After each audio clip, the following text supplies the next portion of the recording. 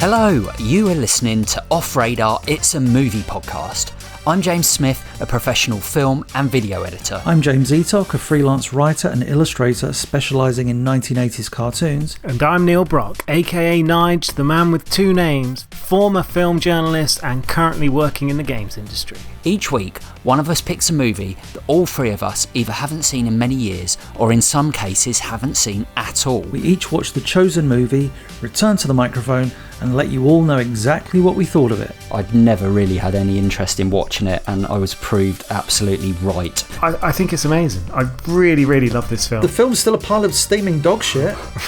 If you fancy joining in and suggesting a movie for us to watch, why not tweet us at Off Radar Podcast or email us on offradarpod@gmail.com. If you like what you hear, please subscribe, share, and by all means, leave a review. For now, strap in, turn the volume up, and let's go Off Radar.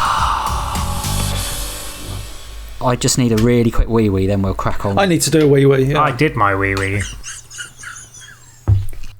Hello, and welcome back to Everything, Everywhere, All at... Oh no, wait a minute. What are we called? Off Radar. It's Off Radar. Smith's already gone into a different dimension. Let's wrestle him back. Actually, as Smith says that, he is illuminated pink right now. It's like he has gone into another dimension. Oh man, I think I'm just getting hot. And this is a James Smith from the big sausage finger dimension. I thought you were looking very fingery. Oh. I'm James Smith, and I am also joined by a very sausage-fingered James Eatock. How dare you? Yes, hello. And Neil Brock. Who in another dimension is called Nige. That was my impression of The Rock, and then you interrupted too quickly. You're so rude. Oh, damn it. Do you want me to do that again? No. Okay, and in other dimensions we call him Nige, but also in this dimension, and we always have done. Sorry about this intro, but yeah, we are talking about a film called Everything, Everywhere, All at Once, which never heard of it. Actually, it came out in 2022. It did weirdly kind of go off the radar a little bit when it came out. It kind of went onto Amazon and small screen. It was an indie film, but obviously recently, we mentioned this in the Indiana Jones episode, but it's done very, very well at the Oscars and has won 7 Oscars. So it won Best Picture, Best Director, or Directors, the Daniels, as they're called, Best Actress for Michelle Yeoh, Best Supporting Actor for Huy Quan, Best Supporting Actress for Jamie Lee Curtis, Best Original Screenplay, and Best Film Editing. So it did pretty well. And quite interestingly that, a couple of indie films, not Indiana Jones, independent films, this and All Quiet on the Western Front, both doing well in the awards season. Obviously, it's done exceptionally well, given the fact it won Best Picture, Best Actor, Best Director. But what was the last film to win like the Golden Four? The Best Picture, Best Actor, Best Actress, and Best Director. What was that film I haven't seen? Parasite? No. I know what it's going to... No, is it going to be... Moonlight? A film we've done. Yeah, Moonlight, that's what I was going to say. No, it's actually from back in 1992, Silence of the Lambs. Wow. Oh, wow. So there you go. That's how long it's been. That has been a long time since the film's totally cleared up. Does that say it's really good? Or does that say that everything else is really bad? Let's find out from our point of view. Find out right now after this break. Do you fancy sending us a film to review or letting us know your thoughts on a film that we have discussed? All of your comments will be read out in our end of season leaderboard episode. Email us on offradarpod@gmail.com. Tweet us at offradarpodcast. Message us on Facebook. All links and info in the description down below. Do it! Do it! It's written and directed by the Daniels, Daniel Kwan and Daniel Scheinert, and never heard of them before this film. What are you laughing at? His pronunciation of Scheinert. They directed Swiss Army Man. Swiss Army Man is the only other film that I knew, and then other than that, they've done a lot of music videos, which will kind of explain for you guys like the kind of style and stuff of this film. But yeah, they've kind of I imagine they're going to get some big gigs after this. And yeah, as I say, so stars Michelle Yeoh, Huy Quan, who we mentioned it in the indie episode, but I watched it today after you said about it. I watched his acceptance speech, and it's so sweet when he talks about his mum, his 84-year-old mum, and it's really worth going and checking out his speech, because obviously with Huy Quan, he retired from acting, and kind of he felt like he was just this tokenistic Oriental guy that was being put in films in the 80s and 90s, which he basically was, and he didn't really see a place for himself, so he retired, but not really by choice, but by Hollywood's decision not to kind of use him. And not the only sort of guy from that generation. I was thinking today, like some of the films we've talked about in the past, we talked about in I think our 80s films, both The Prince of Darkness and Big Trouble in Little China. And David Dunn, who was a really fantastic actor, who played like Kurt Russell's sidekick or vice versa, depending which way you look at it. He just got to a point where it's just there's not these types of films for people, unless you're going to get cast in a very sort of stereotypical role.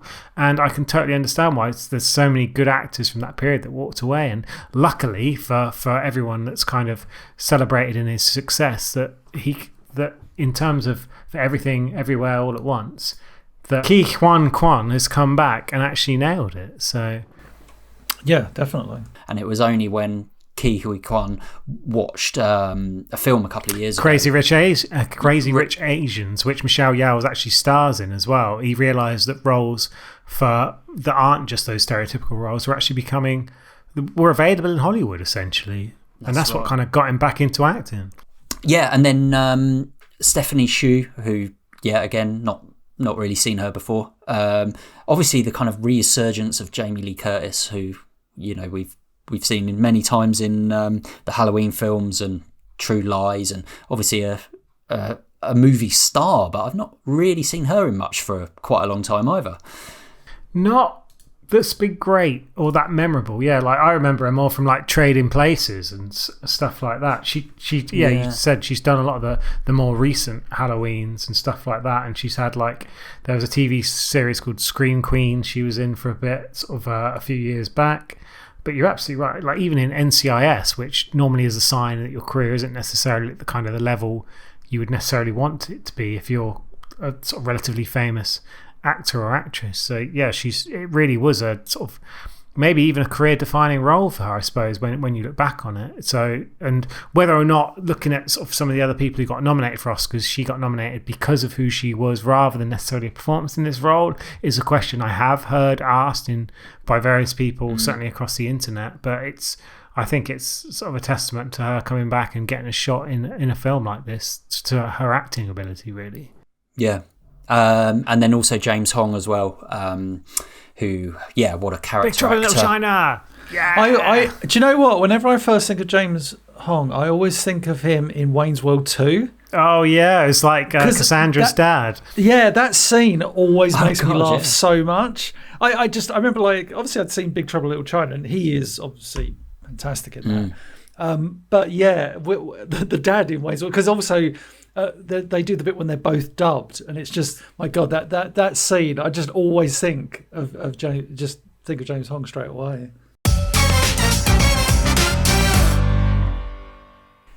So obviously, this film obviously only came out last year, but this is the first time I have watched it, and for the podcast.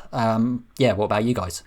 So yeah, I saw this film last year. I'd seen the trailer, I feel like ages and ages ago, maybe even like 2021, but I saw it last year. I'd been really looking forward to it because the trailer was so captivating. I thought, wow, this looks like a fantastic movie, like very visually, like, whoo, wow, yee. So yeah, I saw it, and I was very much looking forward to us chatting about it at some point. And then obviously all the Oscars buzz happened, and it was like, oh wow, now we really kind of Now we Definitely know after about it. this. If we've elevated it into everybody's psyche. And what about you, Nige? First time watch? No, it wasn't for me either, actually. Like, I'd heard a lot of rumblings online about it, that it was like a really impressive film, something to sort of definitely watch as soon as it came out. And I watched it with my partner going in, and I really like to try and go into films, especially films that are kind of have this kind of recommendation for people without knowing anything, if I can. Obviously, it's very difficult in the sort of the world of like internet marketing and marketing and everything, that sort of basically things get spoiled very, very quickly. But I knew absolutely nothing about this film when I watched it, other than like I knew Michelle Yeoh was in it, but beyond that I didn't really know anything else. Didn't know like the genre, what sort of style it is. And if anything, if I'd have known more about it, I probably wouldn't have watched it with my wife, because I would have realised it probably wasn't going to be her cup of tea. Yeah. But like you guys, it was sort of a good opportunity to watch it again and get this opportunity to talk about it here and now. Live in your living room. Live. And, okay, I'm going to With Martin Tyler. A synopsis for you. Good luck, Smith. We're all counting here on we you. go.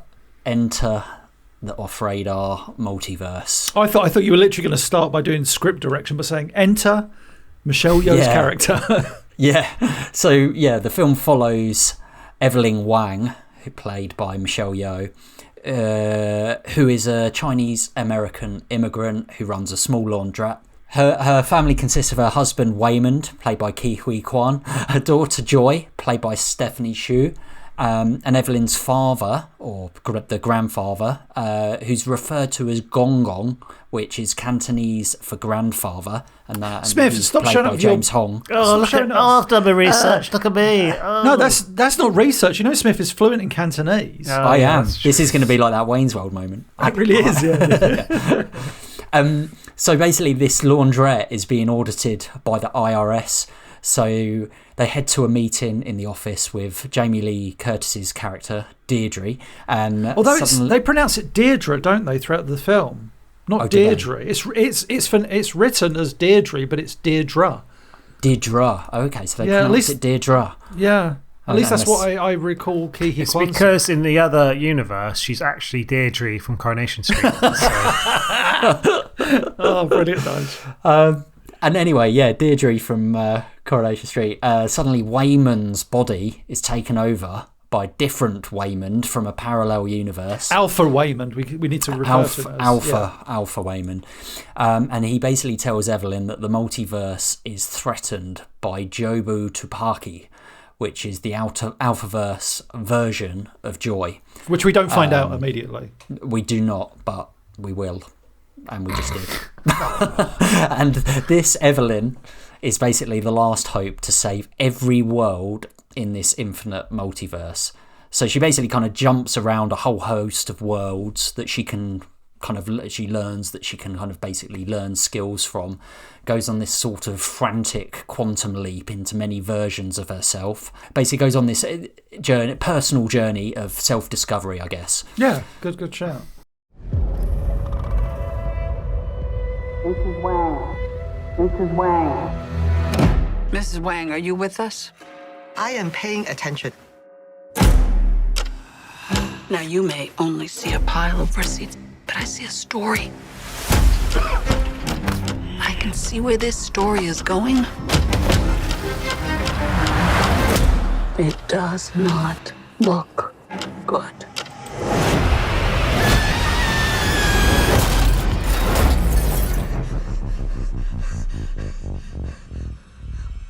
What's happening? Evelyn, I'm not your husband. I'm another version of him from another universe. I'm here because we need your help. Very busy today. No time to help you. Yeah, right at the beginning of this film, it's really interesting because obviously we start off in this laundrette and it's very grimy, isn't it? And you're basically introduced to the family, and straight away, you've got the mother that played by called Evelyn, who she talks her mind. She doesn't really acknowledge how she's hurting. Straight to the point. Yeah, her husband, her daughter. So basically, her daughter is gay. The grandfather's very stuck in his ways of a generation, should we say? And the father is a klutz, but very loving, and they're basically, the two of them are, they're going through a divorce, and although she doesn't know that, she doesn't know at that point, but you can tell very early on that she's kind of unhappy with her lot in terms of like the things she's doing, the fact she's so kind of self-concentrating on what she needs to do. She kind of feels those around her are incompetent or making bad choices, and that becomes sort of evident very quickly. And obviously this whole aspect about choice becomes a central theme of the entire film, in the sense of every minor choice branches off and creates a different sort of universe, essentially, of like what could have been, like classic sort of sliding doors moment that we all love so much with old Gwyneth. That's actually a really good comparison. I didn't even think about. I think it, sliding doors, especially that elevator scene. It's like the butterfly effect as well. The butterfly. I mean, it has been done like this film. This kind of story before, and you can see straight away. The Daniels. There's these influences, the Matrix of like the One, and like. Can I jump in with? I think influences this film a lot, and probably people don't realize worked on this.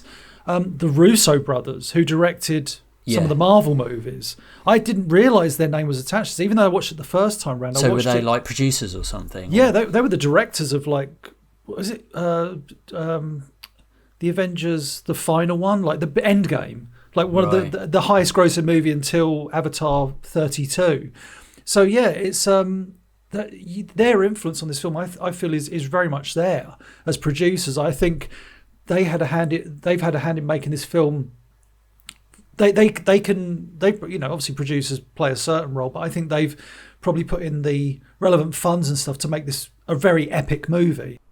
Well, the whole thing with like the Daniels and obviously multiverse, when you think of it now, there's so many things that have done it, like you rightly said. It's very in at the moment, isn't it, the multiverse? Well, that was the thing. The idea for this film came to them in about 2010, so it kind of predated a lot of this stuff. And then you had the cartoon Rick and Morty came along, you had Spider-Man, Spider-Verse, for instance, and obviously, as you said, the Avengers. And because they had obviously got the...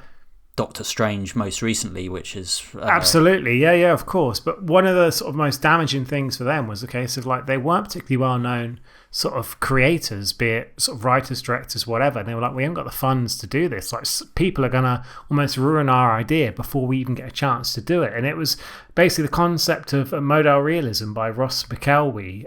There's a documentary called Sherman's March, and this is kind of where a lot of this multiverse stuff is generated from originally. And this is like an 80s documentary, so it's been around for a long period of time. And it was sort of really interesting that, as said, for me, when I kind of realised watching this for the first time, it was like a multiverse film. I was a bit like, oh God, not again. Like, this has been done. Like, it's been done too much. And potentially they could have really suffered by that. Because sometimes, as we've seen in the past with like Deep Impact and Armageddon and films and Bug's Life and Ants, if there's a lot of films that are very similar in tone, it's not necessarily which is the best one. Sometimes it's just which one gets out first. Don't get me wrong, it's not always the first film, but quite often it can be. So yeah, I as I said, when I first watched this, it was a big black mark against it. It's like, I just don't want to watch a film about this again. Across the multiverse, I've seen thousands of Evelyns. You can access all of their memories, their emotions, even their skills. There's a great evil spreading throughout the many verses. And you may be our only chance of stopping it. Don't make me fight you. I am really good. I don't believe you. Straight away in this film, obviously we get the griminess, but we get a very personal story right at the front.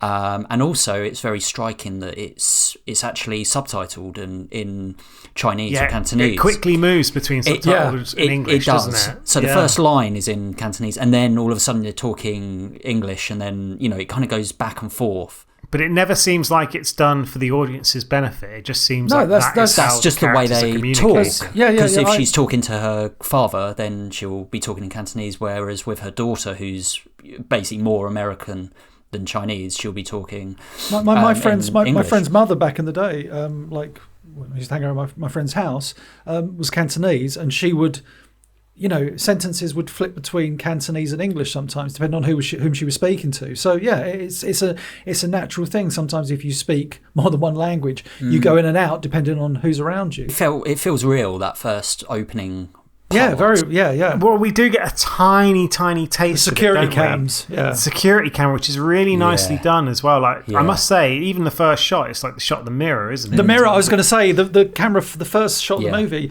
the camera goes into the mirror, and then we're in the film. Yeah, And I was it's just very like, clever that's- cinematography, and like disguising that bit where essentially the husband's character starts like doing like crazy flips all around the laundrette. You don't really see, as Etok said, you only see it on the security camera, so it's not bringing you straight into that world. It's kind of like a little subtle, ooh, look at what's to come almost. Yeah.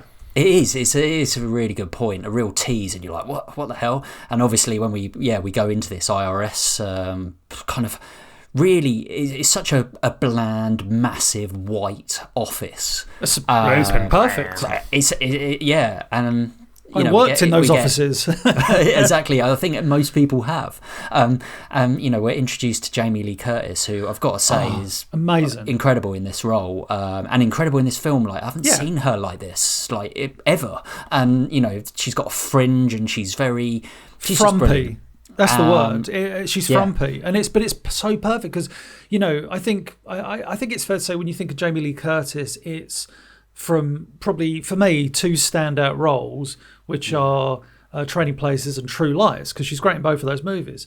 But you think of those movies, and at times you think like, oh, in Trading Places we see her rather fantastic body, and in True Lies we see like one of the greatest, funniest comical physical scenes in a movie, with her doing the dance for Arnie's character in the shadows and falling over, and it's so brilliant. But you think of her and it's just like, oh, she's like fantastical, almost beautiful. Well, she was known as the body, wasn't the body, she? Yeah. And you see, so when the first time I watched this, I literally, had to double take. I'd seen the trailer, but not really connected that much with the visuals, as it were.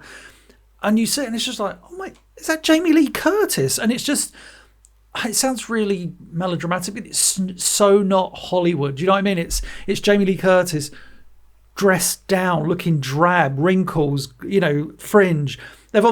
She's wearing like some sort of kind of suit to kind of put, because she obviously does still to this day have like a pretty fantastic figure, but she's got like a tummy. Everything's like the way she plays it as well is her whole posture is changed. Yeah, exactly. So it's so different and kind of frowny, and she's perfect for the role, and she plays it brilliantly. She's got the hand. I love the attention to detail. She's got like the hand thing to stop repetitive strain syndrome. I think it's repetitive thingy strain. Yeah. Which is like, it's one of those touches that you see on a character, and it's just like, oh, this person is in some sort of pain, and it's as in, it's almost like the old sellotape on the glasses thing.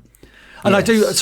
One jumping very far ahead, in one of the alternate realities, in the reality where they've got hot dogs for fingers, we see her playing the piano with her feet, and one of her feet has got the oh wow! The repetitive strings. I laughed out loud when I saw it. I was like, genius. But yeah, Jamie Lee Curtis in that scene, we're introduced to her. Hello. I am paying attention. Look, I cannot imagine anything mattering more concerning your tax liability. Do you see these? You don't get one of these unless you've seen a lot of bullshit. What now? Thank you for the cookies. Basically, she kind of starts flipping between all these universes, as I say. And I don't know about you guys, but at this point, I was like, "What the hell is going on?" It's so frenetic and like this jumping between. And I was quite like, well, I'll say it right up front. I was like, I'm not sure I'm going to like this film, to be honest. I'm not. In fact, I think I might hate this film. I think that's definitely for me, I've personally found in the past, like generally I've been really good at following films, but I must admit the first time I watched this, it kind of sent me a bit on the loop of what was actually going on. Even though, and certainly the second time I watched it, there is the scene within the lift where it kind of is explained and it is fairly straightforward. But as you said, kind of the frenetic pace combined with the kind of split screens and the way they do it. Just if you little switch off for a dialogue, second. Then all of a sudden for the next hour, pretty much, it's like you're basically jumping around Not to be Mr. Clever Pants. I kind of didn't find it that hard to follow. I don't know if that's just my background in like reading comic books and sci-fi and fantasy for 30 plus, 40 plus years. I kind of like the scene in the lift does, like you say, explain. And also throughout the film, you know, as we'll talk about, like, why is he eating lip balm? Like, why is he doing this? Why is he doing that? Why is he trying to give himself paper cuts? It's all explained in chunks. But I think, like you say, because it's either side of that little explanation is this kind of crazy scenes and like lots going on, it can be hard to digest and go, right, this is what's happening now and this is what. So I can imagine this for probably quite a lot of people will require like 2 viewings. I mean, my second viewing of this, I enjoyed more because I was. Well, I was just going to jump in and say, like, I think the bit that kind of tripped me up a little bit was the fact the first kind of split is they're both in the same environment. So they're in the cupboard, but they're also kind of by the lift. But then that kind of splits into a third as well, where there's like a bit where she punches Jamie Lee Curtis's character and everything kind of goes a bit crazy. And then there's like a big martial arts fight, and you kind of think, oh, well, the initial bit where they just sort of go in, get their taxes kind of rejected and said, oh, you got to come back later and sort it out, and then they leave in a car.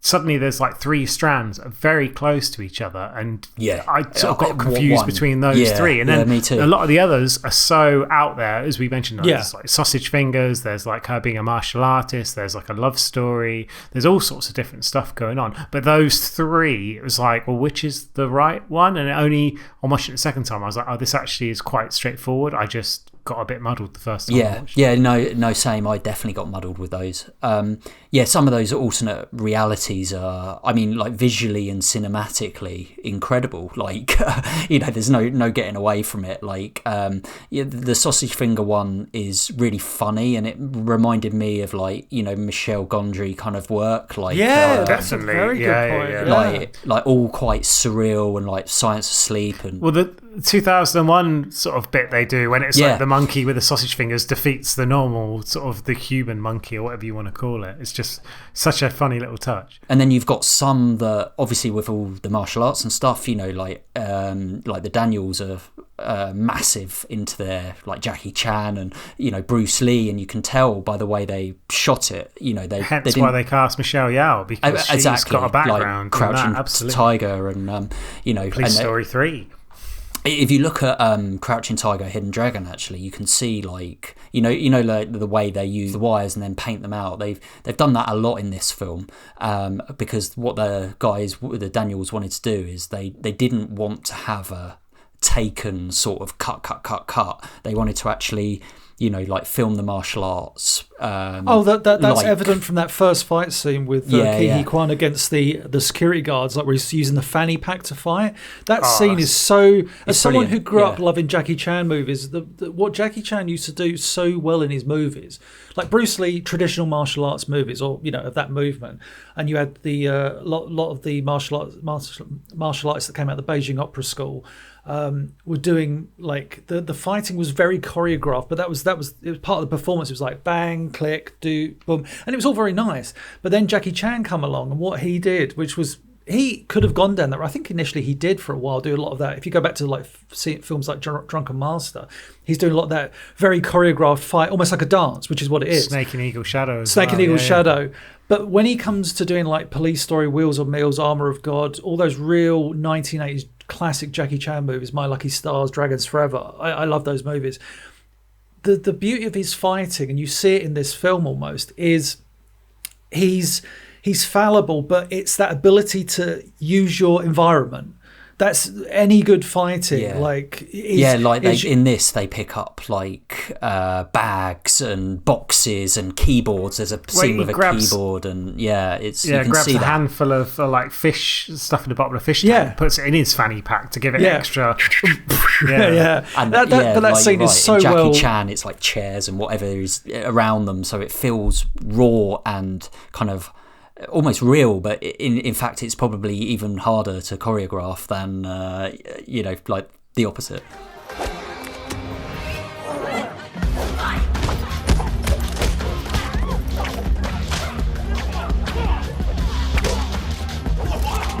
Huy Quan's character, when he's great at the martial arts, he's from the Alphaverse, which is the universe in which Michelle Yeoh's character took her daughter Joy, because Michelle Yeoh's character in the Alphaverse was able to see the ability, not necessarily to time travel, but to travel into other universes, your life in another universe, and also to get your abilities from another universe.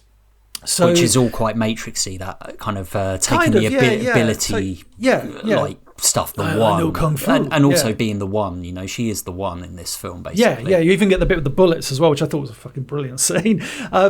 So in the Alphaverse, Michelle Yeoh's character, like I say, figured out how to transport, the mind and the abilities of other universes.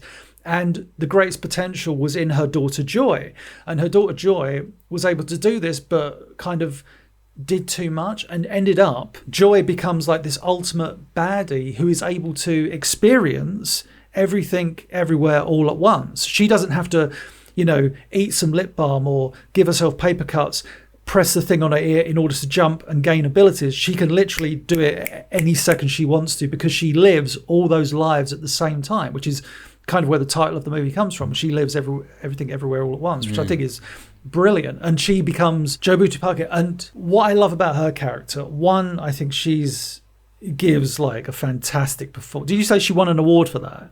She got nominated for an Oscar, Best Supporting, but she lost out to Jamie Lee Curtis. Right, that's a shame, because I just, having watched this, thought it probably should have been the other way around.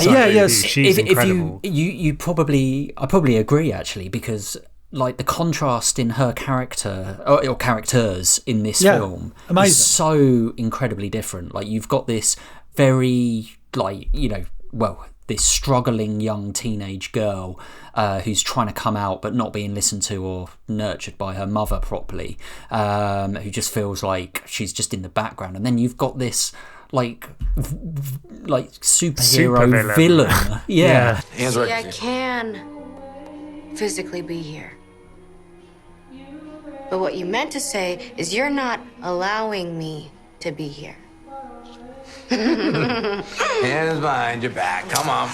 Well, it's like women. You're gonna make me walk through you? Yeah, cute. Can't let you do that either. You with the cat! See, I don't think you understand the meaning of that word.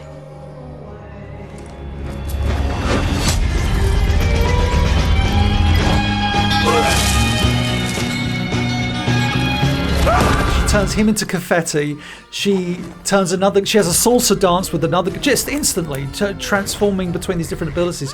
She's suddenly a salsa dancer, but every time she's doing this, she's like transforming into another identity. And you gotta give, I don't know if they won awards, but the costume design for her character alone, it's out there. It's incredibly out there, but in a brilliant way. It's fantastic. Like that first moment she comes out the elevator and she's dressed like almost like Elvis, like a rhinestone suit. Yeah. You're like, okay, that's cool. Like Elvis, yeah. But in between that shot and about 5 minutes later, she goes through about 4 different costumes. But what you didn't, just to sort of tie up what you were saying before, is like she's experienced everything everywhere all at once, but she's no longer kind of happy, because it's like, well, it's pointless. Everything's pointless because I've done it all almost. And that's kind of like why she's sort of fulfilled with the darkness. And so she explains it by saying, well, I put everything on a bagel, basically, like, and that means I've done it all. And that turns into almost like a black hole that's sucking things in. And that's kind of the metaphor for basically her sort of feelings for the world, the feelings with her mother and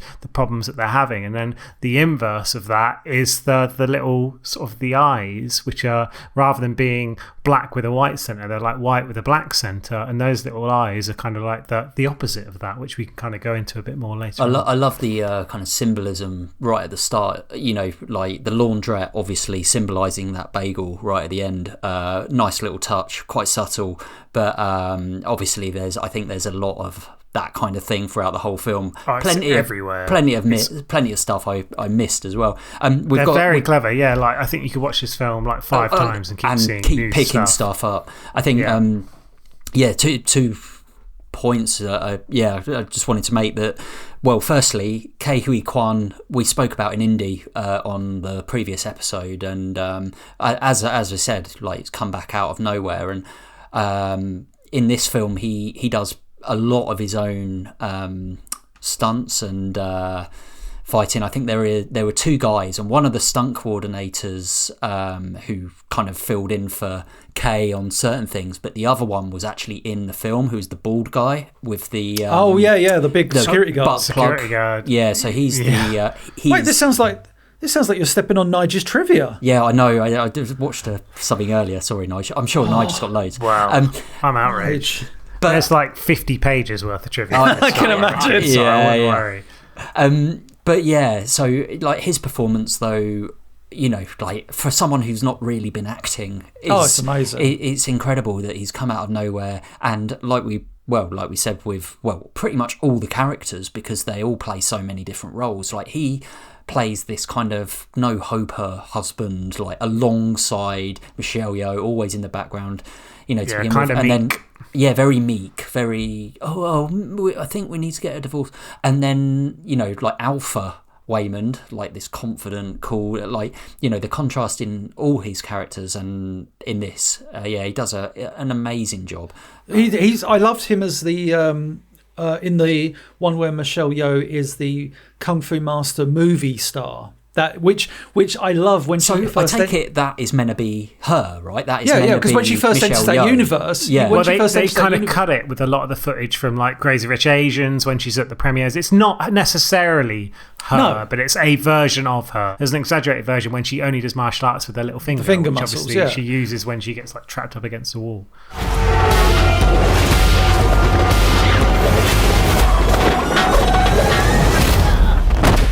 Wow, that looks really good.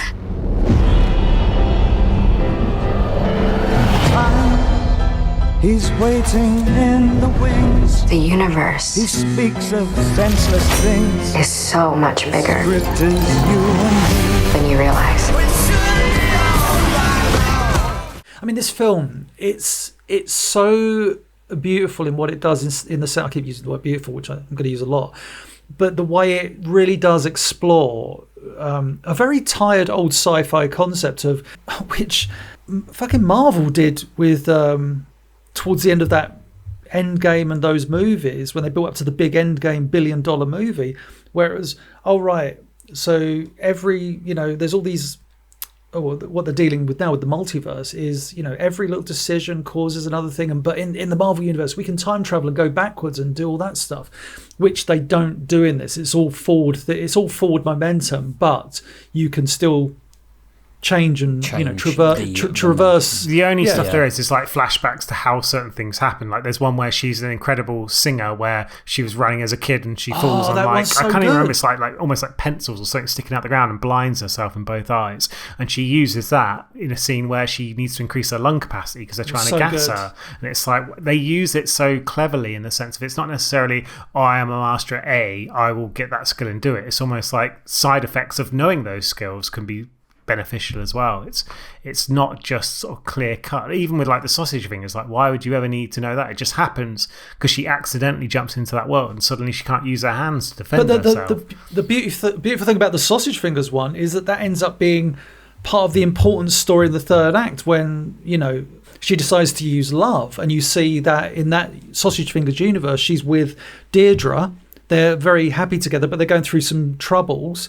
And it's like the most comical universe has actually one of probably the second loveliest story in the film. Has a bit more depth. She's off the damn map.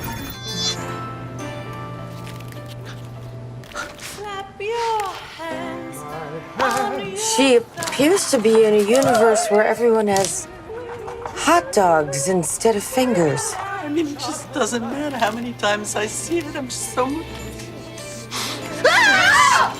And I think the other universe is they're rocks. The rocks one is fantastic, and it's basically Michelle Yeoh and Joy, and they like there's no speaking, and I take it if you've seen this film you know the bit I'm talking about, but it's just like very simple text on screen, and really really well done that. Both actresses said that was their favourite universe out of all of it, even though they're not actually in it, because obviously it's just two rocks that are talking to each other, and like you say, the subtitles up on the screen and they can barely move. There's no humans. They say there's one universe where they're pinatas. Yeah, that's brilliant as well. But they say with this universe, it's like, oh, it's a universe where like creatures never evolved. Most of the universes are like this kind of thing, and it's like, oh, okay. And there's one where they're just like almost like a scribbled little drawing. There's one where it's like Raccacoonie, where it's like a take on Ratatouille, so where it's like a raccoon's doing a guy who's like a sushi chef and he's controlling him. Yeah, that is obviously about Ratatouille, the Pixar of course. film. Yeah, and a bit of my early trivia is that the raccoon is actually voiced by Randy Newman, who is very well known for like writing a lot of the Disney songs, albeit didn't write a song for Ratatouille. So it's like, what? I don't know what I'd do without you. Yeah, we make a pretty good team. It's almost like lots of little short films like combined into it, and it's done so cleverly. And to be honest, like again, one of my bits of trivia is that they actually produce film posters for a lot of these little films that are really, really good, worth going and seeing. And there's Pinky of Fury, which is obviously when she becomes a martial artist with her little finger. Amour et saucisses, which is like the love of a sausage, which is obviously like a French film style with those two. One just called Rocks, the history of Earth's oldest objects, and it's just like the two rocks. One of the rocks, obviously, with the googly eyes. There's fractured personas, which is obviously the love story where she's the actress and she meets, as you said, like the successful version of him. And then Raccacoonie, we're going from dumpster diving to fine dining, which is like the tagline of it. I think one of the other things we should point out straight away, which you may not know if you're listening, is the budget for this is what, $20 million. Are you joking? Well, it was reported as 25 million, and they said actually it was a lot cheaper. It was $14.3 million it cost. How to the make hell this was film. this that? And bear in mind, they said that's basically the food budget for the Doctor Strange film. That's the comparison. Well, that was like hundreds of millions. Doctor Strange is like 200 million, and on the VFX guys, there were 5 VFX guys working on this. And then the Daniels as well. Well, none of them were trained though. So none of them were like professionally trained. Yeah. This film looks better than most films that have come out in the last 10 years. How the hell did they make it for that much? That makes no sense. I'm genuinely gobsmacked by that. Yeah, because you wouldn't. It's like none of it's like, oh, that looks a bit shoddy or a bit cheap or a bit whatever. It's just like. Have you seen the shit that Marvel is doing? Like amazing. The fucking Ant-Man Quantumania. The visuals in that, from what I've seen on trailers and stuff, are garbage. And that's a film that probably the budget was like 250 million or something. Yeah. Well, this film. Yeah, it's polished. It is unbelievably well polished. It's stylish. It's never done for the sake of like, here's a flashy shot or an expansive whatever. It's done because it's driving the story forwards. And like you were saying, Smith, for them to have kind of done it for such a minimalistic budget with almost like mates of theirs who are like VFX people that had self-taught themselves it's unbelievable, really. And like, who would have thought a film with like people with sausage fingers that's this kind of style of film would be a huge Oscar success? Has there ever been a film where it's like, I've got mustard and ketchup on my sausage fingers, and you can see people in the Academy being like, yes, this is the best picture of this year. Brilliant, yeah. It's like everything about this film, including the storyline, almost doesn't make any sense, but it's obviously become this incredible thing. I mean, it's a good point on the Oscar thing. Like this is not an Oscar film whatsoever. These type of films don't win Oscars. Dude, ever. I was absolutely not. Part of my kind of summary of this, jumping ahead, was that Marvel have been trying and succeeding to make very successful movies. Oh, let's go to Marvel 5 years ago. Marvel were the kings of cinema. There's no doubt about that. This is going to sound like I'm really shitting on them, but they could only dream of making a film of this quality. And I love some of those last Marvel films they did in that initial batch of things where they built up to this point. But you look at how Marvel have handled their idea of what a multiverse is compared to this film. And Marvel's idea of the multiverse, at least, I'm not talking about comic book Marvel, I'm talking about movie Marvel, I'm talking about the studio system where they bring in, people to work on their movies. Marvel's idea of a multiverse is we can do 500 Kang the Conquerors and we can do anything we want. This film, Everything Everywhere All at Once, says we've got this multiverse of thing. Let's explore the relationship between a mother and a daughter and those around her. That's the difference. This movie uses the multiverse to explore people's characters, whereas the Marvel films go, let's see how many explosions we can have across 1 billion universes. That's the difference. I agree. I mean, yeah, for me, like, I've totally, like, disengaged with Marvel. Like, I have, and I'm fucking a Marvel fan. You're a Marvel fan. Say, if ETOC does it, everyone out there listening knows that it's jumped the shark. But no, I think you're right. I mean, that was surprising. The only thing I did find with this film, though, is I found that story gets, sadly, for me, lost, because I do find that we get kind of mixed up in this multiverse thing so much that the essence of this very simple story is basically kind of bookended at the beginning and the end of the film for me.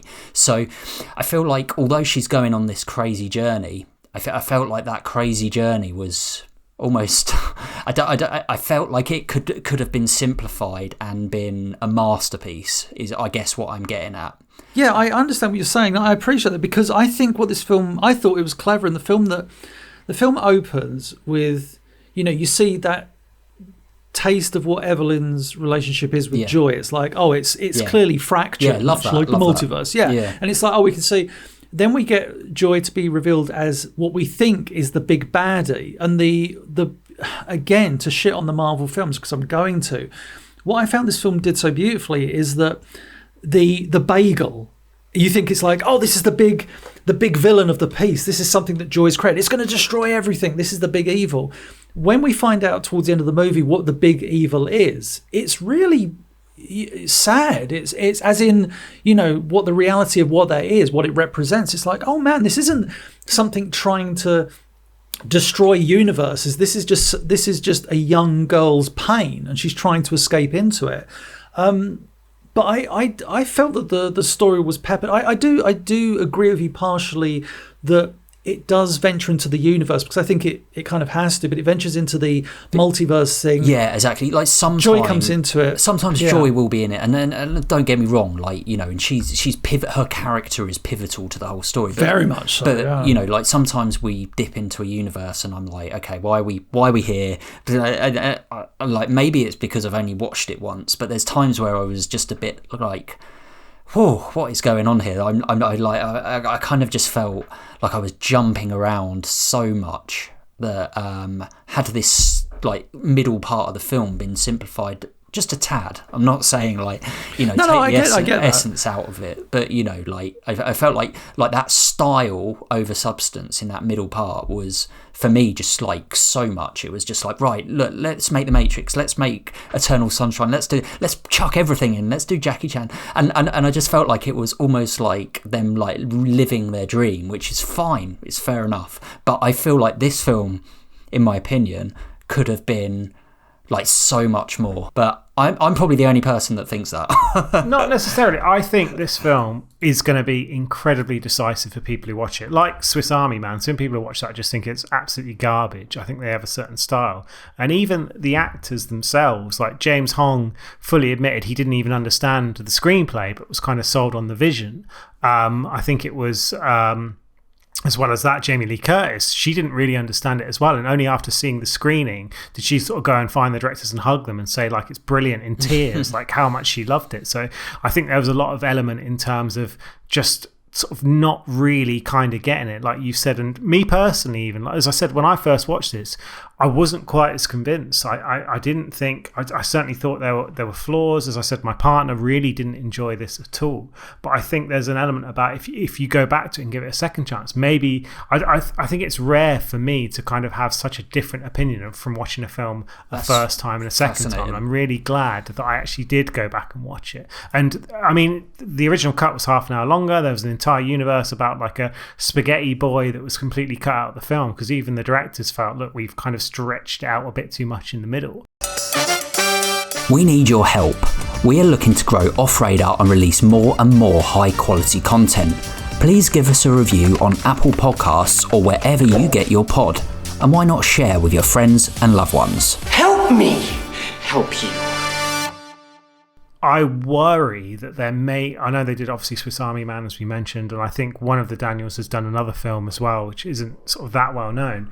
But I feel they may be in a similar sort of space as the director of Donnie Darko, that there's going to be this huge expectation on their next film. I massive, think the types of films that they make, it could it could end up being one of these films that a lot of people just aren't that keen on, and that is it fair to say like the Wachowskis? Yeah, there we go. Yeah, quite possibly. Yeah, because The Matrix, one of the biggest films in the 90s, and then obviously what followed. I think maybe I don't know, like Richard Kelly, who did Donnie Darko, just like. He even did a director's cut of Donnie Darko that people didn't like. That kind of is how much his stock fell. I feel like there's a huge risk with these guys. And like you say, Wachowski's are probably a good example. I think they did Bound before The Matrix as well. So I, again, had a film where there was a bit of a cult following already. Well, the interesting thing is, they'll get picked up by a studio now and, they'll have a budget, but they'll also have a lot more people involved. As we said, there's not many people involved in what is... Lots of fingers. Lots of sausage fingers in lots of pies. Very difficult. Like even the Zucker brothers said after doing Airplane, they were like, what do we do now? Like sometimes a big success causes you to almost lose your mind a little bit, and there is that sort of feeling that can you follow up something as incredible like this film has won, I think, more Oscars than any other film. I think it beat Return of the King as like the most sort of decorated film of all time, which is pretty big for like your second film that you've ever made. Like they can't go out and do like a Citizen Kane to follow this up. I do worry on whether or not their relationship will be able to stay together in terms of two people working together, or whether they'll have that divisive like Brian Clough and Peter Taylor where they split up and go and do their own thing, and then it's never the same again. It's never the same. I do worry about what they're going to do after this. Of all the places I could be, I just wanted to share with you. Remember our mission. Consider the fate of every single world of our infinite multiverse. There is no way I am the Evelyn you are looking for. Every rejection, every disappointment has led you here. To this moment. Don't let anything distract you from it. Before we get sucked into the bagel, let's jump into trivia. Well, like we mentioned at the start, kind of like the dowdy setting of where they live, so the apartment and the laundrette and everything like that. And again, why potentially that Michelle Yeoh's character is like not very happy about things. And like we mentioned, there's a lot of symbolism and little bits, but one of the really funny bits that kind of I found out about afterwards was that of all the cars parked out the front of the laundromat, they're all like loser cars that were really unpopular models that were like quickly withdrawn from the market. So if you watch that scene and see a car perhaps that you own, you're like, I've got a loser car. So that's I thought that was a really nice touch. And in terms of like, as I said earlier on as well, in terms of this film, got a really big following on Twitter quite early on. There was a lot of hype about it, but the original sort of plot details were kept so under wraps. The IMDb original synopsis, before Etok got a chance to rewrite this, just said it's about a 55-year-old Chinese woman trying to finish her taxes, and that was it. Which I think is beautiful. That's great. But the piece de resistance trivia is when they originally conceived this idea. Obviously, we know now Michelle Yeoh, incredible in the role, but they originally envisaged and who they wanted for the part was none other than Jackie Chan. That's who they wanted. But they realised it's so much better with a strong female lead. Yes, to be a woman, and the husband-wife relationship was so much more convincing with that different dynamic. And yeah, I love Jackie Chan. Don't get me wrong, like Jackie Chan's fantastic, but what they do with, and from Michelle Yeoh again, like a career-defining potentially role in this. Like I remember first seeing her in like Tomorrow Never Dies, I think, but then going back and watching like Police Story 3 and etc. But yeah, would have been completely different. And to be honest, as much as I love Jackie Chan, I don't think there's any way it would have been the success that this film has been. It wouldn't have.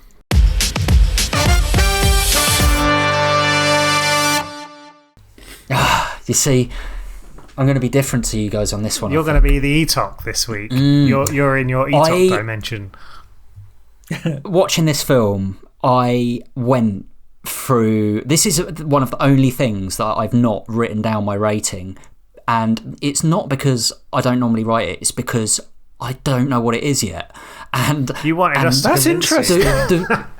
Yeah, no, it's not that. It's more the fact that I'm not sure if I like it, and I'm not sure if I love it. Yeah. And it's crazy because there's moments in this film that I would give a 10 to. Like there's moments in this film where I was like, this is, like I said earlier, a masterpiece. There's moments in this film where I was like, this is a 3. This is just some fanboys making a shitloads of films, trying to make a load of other films.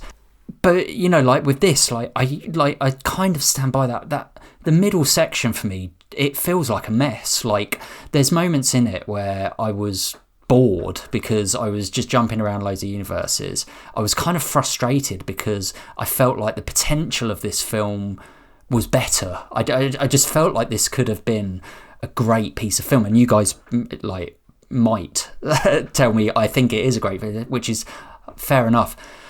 I've seen it once, but the one thing I would say is I really want to see it again. So I'm just really confused. I think there's a big pressure as well that this is a film that has done so well from an Oscar perspective. Like, and you want to be like, obviously we do this podcast every week, and there's this element of kind of being, well, we know about films. Therefore, if everyone says a film is good, we should be able to see that. We should be able to understand that. And I think there is a pressure that comes with that. Yes, we're going to have our own opinion, and it is potentially going to be different. But if everyone says a film is a masterpiece, and you're like, well, it's all right. 5 out of 10, wasn't pressure on you.